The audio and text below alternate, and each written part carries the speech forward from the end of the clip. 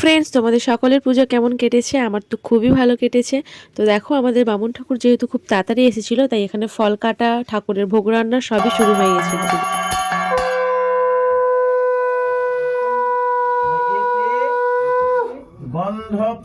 জানো তো বন্ধুরা, আমাদের বামুন ঠাকুর এসেছিলেন ভোর 4টের সময়। আমরা সকলেই 3টের সময় উঠে স্নান করে তারপরেই চলে গেছিলাম বামুন ঠাকুরের কাছে, ওনার যদি কোনো সাহায্যের প্রয়োজন হয়।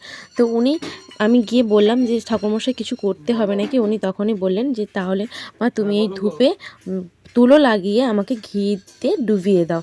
তো ওটা করে দিলাম। তারপরে আমাকে বললো পঞ্চপ্রদীপ সাজিয়ে দেওয়ার কথা, আমি সেটাও করে দিলাম। তো চলো তোমরা পুজোটা দেখতে থাকো।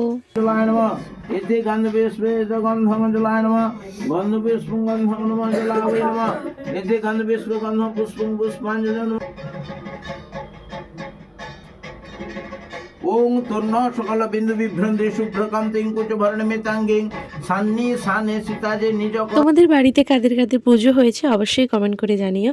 তো জানো তো বন্ধুরা, ঠাকুরের পুজোতে হাত লাগাতে সত্যিই খুব ভালো লাগে। তারপরেই দেখো এখানে কিছু একটা করছিল, যার জন্য বললো কাপড়টাকে ওরকম করে ঘিরে রাখতে। তো দু ভাই মিলে ধরে রেখেছিল, কারণ ওরা সংকল্প হয়েছিল, ব্রতী রেখেছিল, তাই ওদের দিয়ে ওইসব কাজগুলো করাচ্ছিল। এদিকে দেখো পঞ্চপ্রদীপ জ্বালালাম, তারপরে ঠাকুরমশাই নিয়ে আমাদের আরতি শুরু করলো।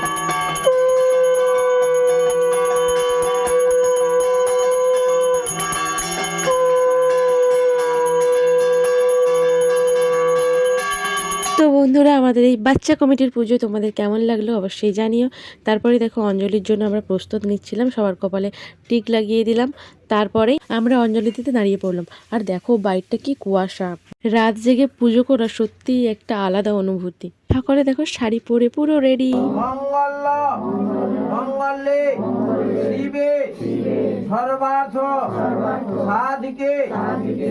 আজ আমরা আমাদের ভালোবাসা ও প্রণাম দিয়ে মায়ের পুজোটা সম্পূর্ণ করলাম। তো মা, যদি আমাদের কোনো ভুল ত্রুটি হয়ে থাকে আমাদের সকলকে ক্ষমা করে দিও।